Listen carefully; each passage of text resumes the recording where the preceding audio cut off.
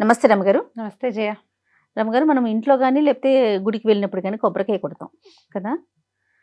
సాధారణంగా బాగుంటుంది, చక్కగా సమానంగా రెండు ముక్కలు అవ్వాలి, రెండు పక్క పక్కన పెట్టాలి, వెనకాలది తీయాలి, ఎన్నెన్నో చెప్పుకుంటూ ఉంటాం. అయితే కొన్ని కొన్ని సందర్భాల్లో కొబ్బరికాయలో పువ్వు వస్తుంది రమగారు. బా సూపర్, అసలు అద్భుతం జరుగుతుంది పువ్వు అనుకుంటా. వస్తుందని చెప్పగానే నవ్వు వస్తుంది నీకు. పువ్వు నవ్వు ఎంత అద్భుతమైన విషయం.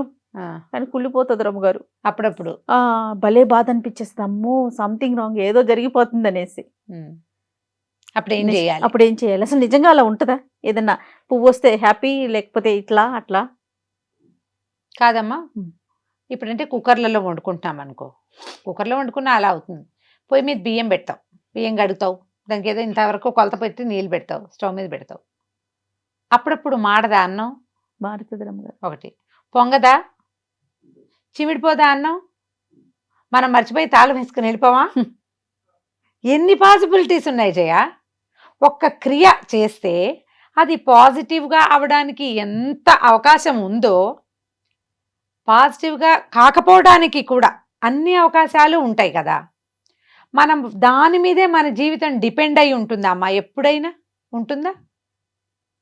ఇంకో ప్రయత్నం చేసుకోవద్దా? ఖచ్చితంగా. అన్నం మాడిపోయింది, మళ్ళీ వండుకో. చివిడిపోయింది, ఇంకోసారి వండుకో. పొంగింది, తుడుచుకో. కాస్త నీళ్ళు పోసి కాస్త సిమ్లో పెట్టి మూత పెట్టి ఏమిటో చెయ్యి. కుక్కర్లో పెట్టాం, అప్పుడప్పుడు కుక్కర్ ఒక్కోసారి జొయ్యమని కొట్టేసి మొత్తం ఇల్లు వాకిలి ఇదైపోయి ప్రెషర్ ప్యాన్ పేలిపోయి అలా కూడా కావచ్చు. అవును. దాంతో మన జీవితం ఎండైపోతుందా? ఒక శంక ఉంటుంది కదా రమ్మగారు. ఏముంది శంక? అర్రే పొరపాటు జరిగింది, మళ్ళీ చేద్దాం. అమ్మ, సరిపెట్టుకోవటం అనేది ఒకటి ఉంటుంది జయ. భయం లేకుండా జీవించడం అనేది అతి పెద్ద పాయింట్. మనం భయం లేకుండా ఉండాలంటే ఇలా ప్రతి దాని మీద దృష్టి పెట్టుకుని, దానికి భయపడి, దాని మీద ఆలోచించి కాంప్లికేటెడ్గా చేసుకోకూడదు జయ జీవితాన్ని. కొబ్బరికాయ కొట్టాం, ఆ కాయని సరిగ్గా ప్రాపర్గా చూసుకుని కొడితేనే రౌండ్గా పగులుతుంది. ఎట్లా కొడితే బదబదాలుగా ముక్క చెక్క అయిపోవచ్చు, వంకర టింకరగా అవుతుంది. అప్పుడైనా అది కొబ్బరికాయే, అందులో ఉండేది కొబ్బరే, అందులో ఉండేది నీళ్ళే, అది దేవుడికే ప్రసాదం, దేవుడికే చూపిస్తాం, తర్వాత అది ప్రసాదంగా తీసుకుంటాం. మార్పు లేదు.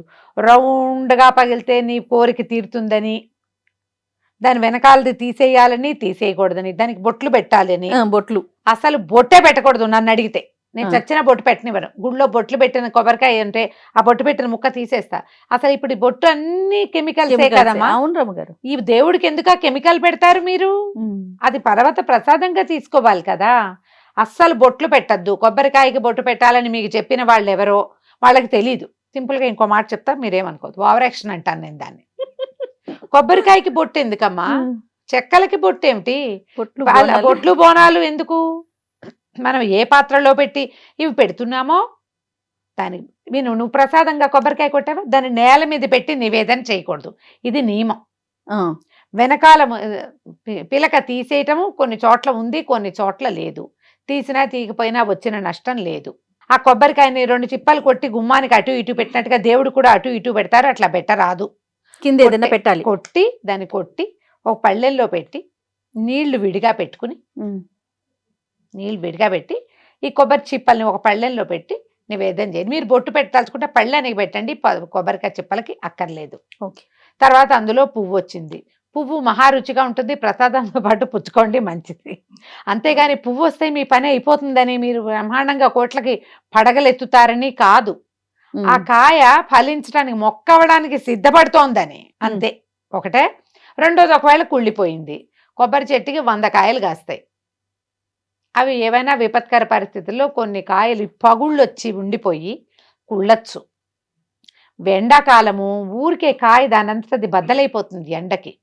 చల్లగా ఫంగస్ ఫామ్ అయ్యి లోపల కుళ్ళుతుంది. అవునండి. తడి తగిలితే కుళ్ళిపోవచ్చు. ఆ వెనకాల ఇప్పుడు 3 కన్నాలు ఉంటాయి కదా, నేత్రాలు, అక్కడ హోల్ పడ్డట్టుగా అవుతుంది. అందులో నుంచి నీరు బయటకు వచ్చి కుళ్ళిపోవచ్చు.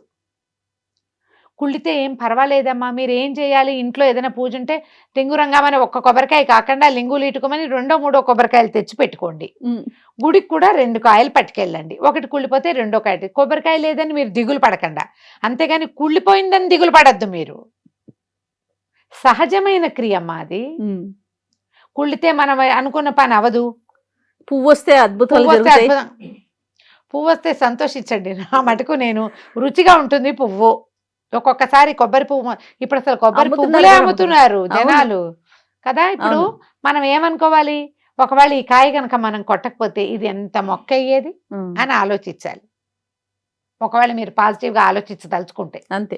అంతేగాని ఇందులో పువ్వు వచ్చింది కాబట్టి నాకు కోటి వస్తుంది కాదు, అసలు అది కానే కాదు. ఈ కాయ కుళ్ళటం వల్ల మీకు జరిగే చెడు అపభ్రంశము ఏమీ లేదు. మీకు ప్రసాదం పెట్టడానికి విషయం లేదు కాబట్టి మీరు దిగులు పడచ్చు, దానికి నేను ఒప్పుకుంటా. 2 కాయలు కొనుక్కోండి, అదేం కర్మ, ఒక్కొక్కసారి 2 కాయలు కూడా రెండు కుళ్ళుతాయి. అప్పుడు ఒట్టి కొబ్బరికాయ కాకుండా 4 అరటిపళ్ళు కూడా ఉంచుకోండి, కాయ కుళ్ళిపోయినా ఇవి ఉంటాయి. అంతే. ఒక చిన్న సంఘటన చెప్తా జయ. మేమేదో ట్రిప్ బయలుదేరాం, మామూలుగా మా కారులోనే వెళ్తాం. ఎన్నాళ్ళ నాడో ఒక మంచి కార్ బుక్ చేసుకున్నాం. పిల్లలు, మేము, మా మరుదులు బయలుదేరాం. మా ప్లాన్ ఏంటంటే మహానంది వెళ్ళి అక్కడి నుంచి అహోబిలం వెళ్ళాలని. మహానంది వెళ్ళే దారిలో కారు పంచర్ అయింది, వేయించాం. లోపల స్టెప్ని వేశారు. అరగంటకి మళ్ళీ ఇంకోటి పంచర్ అయింది. ఇప్పుడు ఈసారి రిపేర్ చేయించాం. ఇంకా కొంచెం ముందుకెళ్ళాం, 2 టైర్లు పంచర్ అయింది. ఆ మహానంది చేరే లోపల 7 పంచర్లు చూసాను జయ మేము. మధ్యలో 2 టైర్లు పోయినాయిగా, మమ్మల్ని రోడ్డు మీద కూర్చోబెట్టి ఆ డ్రైవరు ఆ 2 టైర్లు ఎవరో ఆటో వెళ్తుంటే అందులో వేసుకెళ్ళి చేయించుకొచ్చాడు. నేను అప్పుడే చెప్పా, అందులో స్టెప్ని ఉంది కదా అది కూడా చేయించంటే, ఎందుకంటే ఇవి చాలన్నాడు. ముందుకెళ్ళాక మళ్ళీ ఒకటి పోయింది, పంచర్ వేసింది, మళ్ళీ పంచర్ అయింది. 7 ఎలా చేరామంటే మహానంది ఫ్రెష్ తెల్లవారి వెళ్ళి 9-10 గంటకల్లా మహానంది వెళ్దామంటే 4ంటికి చేరాం సాయంకాలం. రోడ్ల మీదే ఉన్నాం, రోడ్డు మీదే. కానీ దర్శనం తర్వాత బాగా అయింది. ఇప్పుడు పంచర్ అవ్వంగానే మేము దిగాలు పడితే దుఃఖపడి, అంటే దేవుడు రావద్దంటున్నాడు అనమాట అని భావించామనుకో, ఏముంది, దుఃఖం మిగులుతుంది. అంతే. ఎలాగూ రానిస్తాడు, ఇవాళ కాకపోతే రేపమ్మా కదా. విధినాడు కనపడినాడు చంద్రుడు, తదినాడు తనంతట తను కనపడతాడు. అది ఆలోచించండి. ఖచ్చితంగా. పోనీ తదినాడు కనపడ్డా, చవితినాడు ఎక్కడికి వెళ్తాడు, చచ్చినట్టు కనపడ్డా అదే కదా, కనిపిస్తాడు కదా. చంద్రుడు చక్కగా కనిపిస్తాడు. జీవితం కూడా అంతే. ఇవాళ మన పని అవ్వకపోతే రేపు అవుతుంది, రేపు కాకపోతే ఎల్లుండి అవుతుంది. అవతల ఎల్లుండి ఆ పని చేసేవాడు ఎవడో గ్యారంటీగా వస్తాడు. దానికి కొబ్బరికాయకి ముడి పెట్టుకోకండి. ఇది ఒక సహజమైనది, జరగాల్సింది, అంతే. నా మాట విని మీరు స్పేర్ కొబ్బరికాయ ఉంచుకోండి, ఈ వెధవ ప్రశ్నలు రాకుండా ఉంటాయి అప్పుడు. బాగుంది రమ్మ గారు మీ సలహా. అవునా కదా. అంతే. నేను చేస్తా ఆ పని, 2 కొబ్బరికాయలు పెట్టుకుంటాం ఇంట్లో కూడా. ఓ కొబ్బరికాయ పోయింది, 2 కొబ్బరికాయ కొట్టు. అసలు ఎలాంటి ప్రశ్న రాదు అప్పుడు. అంతే.